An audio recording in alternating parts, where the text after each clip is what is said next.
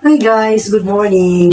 For today's video ay mayroon akong pupuntahan, nilakad ako dahil kagabi tumawag yung aking pamangkin from sa probinsya namin sa Samar. Nakikiusap siya na i-pick up ko yung document ng kanyang asawa. Yung kanyang asawa ay nagtatrabaho sa cruise ship international.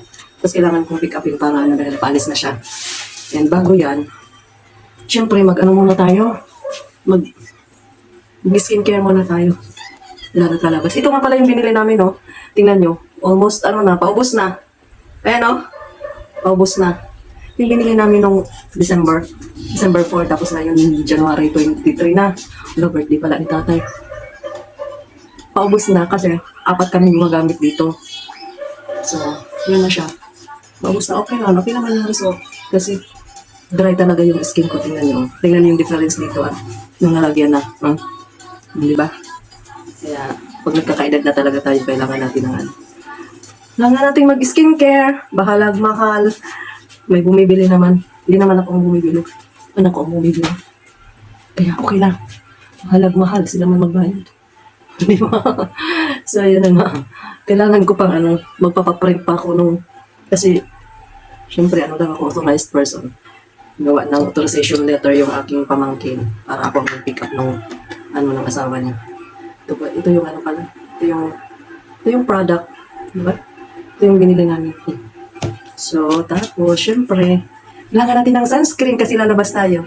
Isang lang sila, isang brand lang sila. Ito yun. Ito yung ginagamit namin. 4 din kaming gumagamit dito. Maganda to kasi ipipindutin mo lang. Diba? Hindi mo na kailangan magpisil-pisil dito. Tapos ako, hindi ako ganun kadami maglagay. Kasi, pag madami feeling ko, para akong mami. Kasi hindi naman talaga ako maputi. Pero yung kulay na ito para sa fair complexion. Ayaw ko lang maglagay mo namin. Tapos, ang technique daw pag naglagay ka, pag nag-skincare ka, ganito. Ang gagamitin natin. Kaya, ito. Ganyan, sa taas. Diba? Nag-vlog para sa skincare. Aalis lang eh. Gusto ko lang i-document yung gagawin ko ngayong araw na ito na maaga akong maalis. Actually, mag-alas 8 na. Tapos magpapatuloy pa ako. Lang naman ako. Kasi hindi ko alam yung lugar. Di ba ngayon na ganun na ang ginagawa natin ngayon. Pag di na natin kabisado yung lugar ay, syempre ang solusyon yan, mag-book ka ng rider. Move-it. Ako sanay na ako ng ganyan. Yung iba natatakot. Pero hindi naman kasi naka-registered ka naman yung Tsaka syempre huwag kang mag-isip ng masama. Kasi kung ano ang iniisip mo, nangyayari talaga yan. Pag nag-isip ka na may masamang mangyayari sa'yo, pag sumakay ka ng mga ganun. Ganun talaga mangyayari, pero kung sasakay ka lang, samahan mo ng dasal at tiwala sa Diyos. At syempre, magtiwala ka sa rider, nadadalhin ka niya ng safe doon sa lugar na pupuntahan mo. Hindi, payapa kang magbabiyahe. Pero kung ano-ano pang iniisip mo, ay talagang mangyayari yan. Tapos ito nga pala, meron pa akong binili na kasi, diba, nagkakaedad na tayo, marami ng hair fall. So may nakita ko sa Yellow App ito. Siya, oil. Bali, pangalawang beses ko palang nagagamit nito ngayon. Pangalawang beses ko palang. Ang sabi doon ay spray lang siya. Pero, unang gamit ko palang, alam nyo guys, maganda siya. Totoo, maganda. Ang lambot sa buhok, syempre may oil. Pero maganda talaga, hindi katulad nung dati na hindi ako naglalagay ng oil. Talaga siya, madulas, na basta bagsak yung buhok eh. Itong aking buhok ay mahigit 1 taon ko na mahigit 1 taon na akong nakariband. So medyo dahil nagtatali na ako ng buhok dahil mainit. Alam mo yun, yung bigla ka na lang may nakakaramdam na mainit sa katawan mo. Kaya tinatali ko yung buhok ko. So yan. Ito, ayun nilalagay. Ito lang, observe ko. Pero hindi na siya talaga, hindi na siya bulky. Meron kasi kung maraming mga tumutubo dito yung mga new hair. Nag-ano yan sila. Naka-ganon, naka-usli.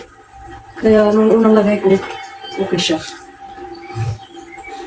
Tingnan nyo, naglagay lang ako ng oil. Ang daming buhok. Ayan. Careful is real. Yan, may putik pa. Diba? Kalahati pa lang yan. Kalahati ng buhok pa lang. Ganun maglagas yung aking buhok. Wala pa yan sa Hindi pa kasali na yung nasa CR. Kaya kailangan nating alagaan yung ating ating buhok. Pero sabi, natural daw yan. Nagalagas ang buhok pag nagkakaedad, lalo pag nagmiminopause. Pero kung meron namang paraan para ma-prevent yung ma-prevent yung paglalagas, bakit hindi natin gawin, di ba? Para naman din yan sa ating sarili. O, di ba? Kasi ang buhok daw natin is our crown of glory. Di ba? Pag maganda buhok mo, maganda ka rin tingnan. Nagmamaganda lang, di ba? So, yan. Tapos, ito, para lang ito dito sa para dito sa buhok na Tapos, ito naman siya is Botox Moroccan oil, yan Moroccan oil siya. Yan. Para naman dito sa anit. Dito. Iano mo siya sa anit. Yan. Ito naman yan. Parang candy. Pag nakita nga yata ito ni Damaris, manghihingi, akalain niyang candy. Pero ito siya. Natanggalin lang natin ito. Gupitin lang natin ito. Tapos, yan na siya. Ang dami niya, yan Bilog lang siya na ganyan. Pero ang dami ng laman. Para naman siya sa anit. Kahit dating sa anit kasi, para daw, ayun, mabawasan yung paglalagas at tumubo yung mga nalagas. Yung nabawasan na buhok. Para tumubo siya. Yan lang. Sinunod ko lang yung nakita ko. Sana nga effective, di ba? Pero sa unang ko pa lang naman, okay naman siya. Marami na din kasi aking uban. may ibang kulay na yung ating buhok. Colorful na. So, yan. Actually, di ako marunong talaga magkilay. Alam ko ba? Kikilay ako pero, yung sa kakayanan ko lang. Konting lipstick lang. Ready to go na. Lipstick lang tayo. Magsalamin para makita. Kasi sa totoo lang, hindi ko kayo nakaklamo. Ayan. Lipstick.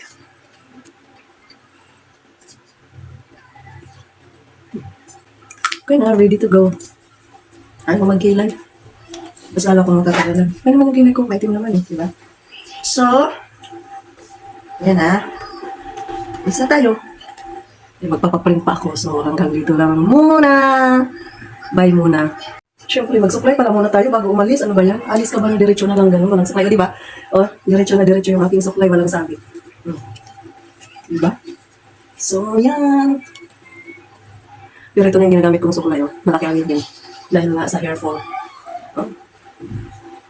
Wala na lang sabit yan. Pero, maraming naglalabas. Minsan kaya nakaka-stress kung nakikita mo yung buhok mo ang dami. Yun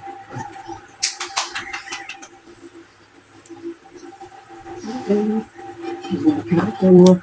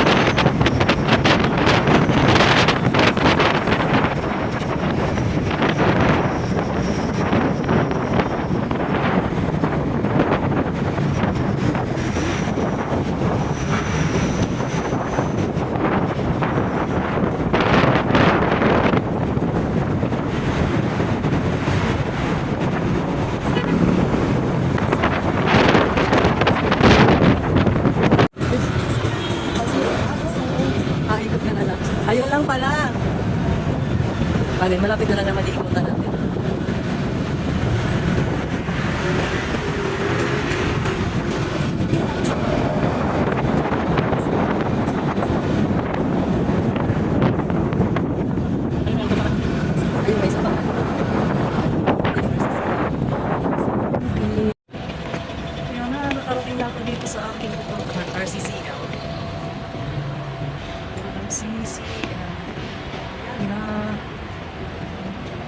Mag-pick up tayo ng document.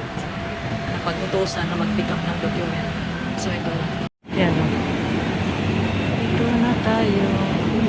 Binabiyahe na yung kanilang ano.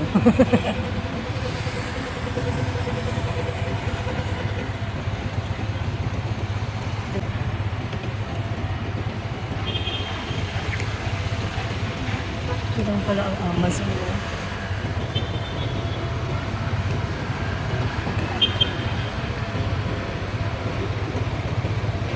Ay, Dilutod sana ako. Dito. Oo. Makaulihin tayo. Basta tayong matagal. Ayan si sir pala. Oh. Ayaw. Ayaw tumingin, baka ayaw, baka bawal. Pero wala namang nakano, di ba? Walang nakalagay.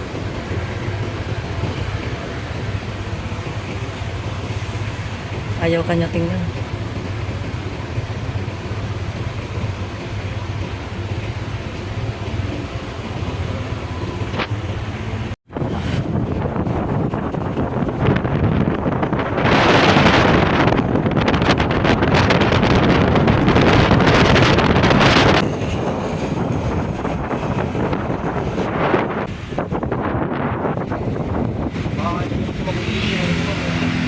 Sige na.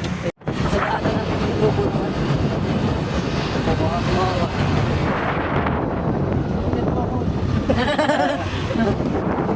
Content kita.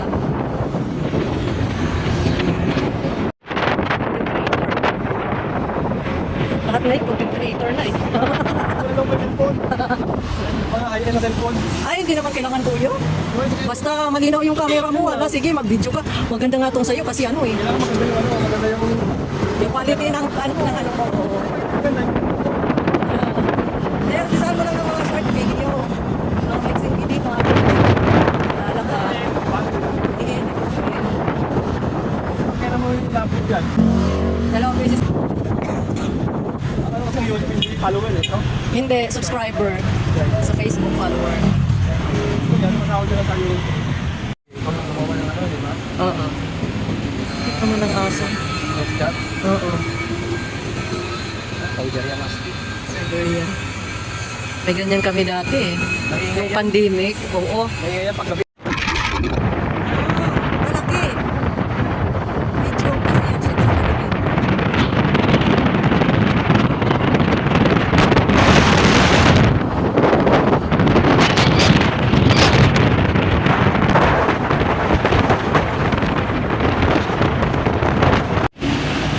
Dito na ako sa Pitex. Hindi ko alam saan banda ang papuntang probinsya. Tatanong tayo. Papuntang Katarman ang hahanapin kung ano, bus. Pasok ako dito sa may terminal entrance. Yan o. Tayo sa Pitex. Off trip. Ticket. Trip.